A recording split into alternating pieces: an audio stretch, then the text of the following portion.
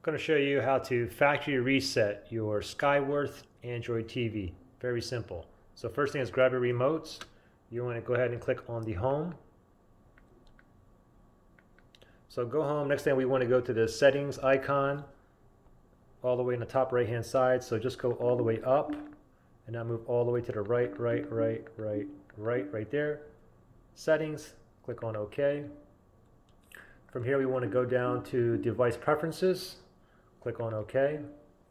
Now from here what we want to do is go all the way down to the very bottom, all the way down. It says reset right there. Click on OK. Don't forget, with a factory reset, you're going to be losing everything on the TV as if you bought it brand new and took it out of the box. If you want to proceed, go down here, click on reset. Your TV will reboot 2 times. This whole process will take about like 3 to 4 minutes, okay? Anyway, pretty simple. Good luck.